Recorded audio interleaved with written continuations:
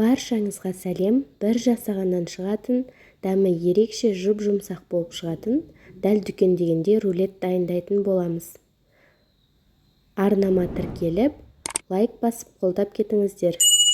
Ол үшін таза ыдысымызға жұмыртқамызды салып, шым-шым тұз салып, миксердің көмегімен жақсылап араластырып аламыз.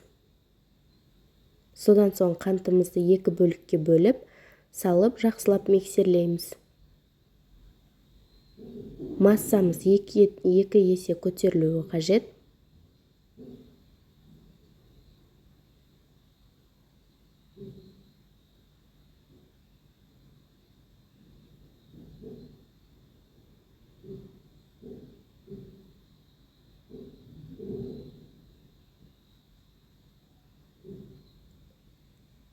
Содан соң айранымызды құйып, тағы да миксерлеп аламыз.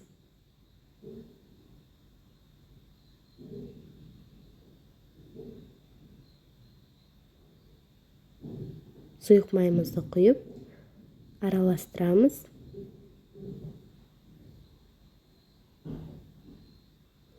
Алдын ала електен өткізіліп дайындалған ұнымызға қопсытқышымызды салып, араластырып, массамызға салып, миксердің көмегінсіз лопаткамен төменнен жоғары қарай дәл осылай араластырып, біркелкі болғанша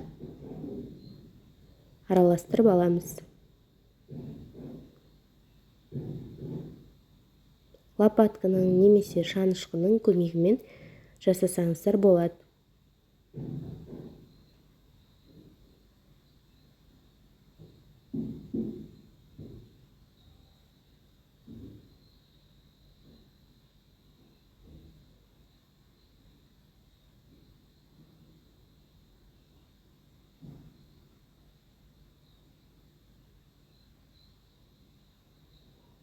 Дәл осындай сұйықтық болып шығады. Дайын формамызға құйып,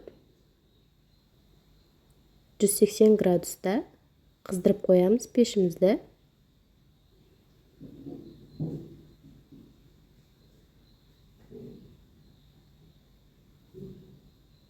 Дәл осылай 4 бұрышты етіп тегістеп шығатын боламыз.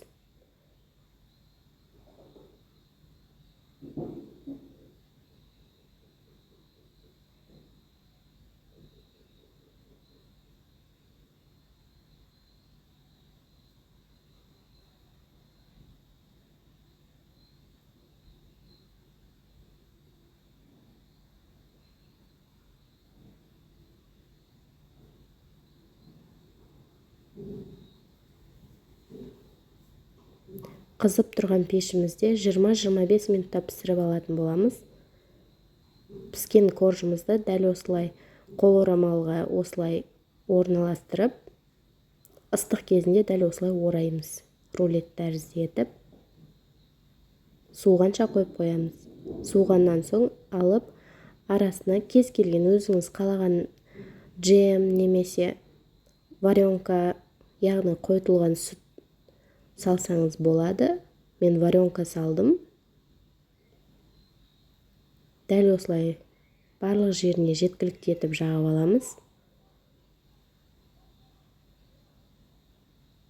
Жасалу жолы оңай.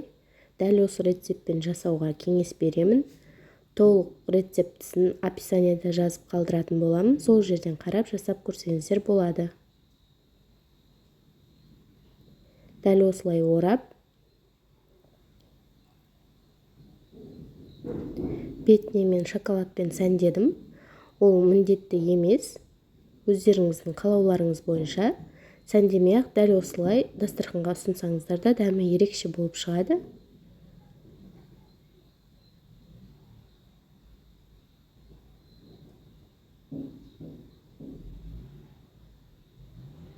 Дәл осылай шоколадты жағып, тоңазытқышқа 20-25 минутқа қойып аламыз.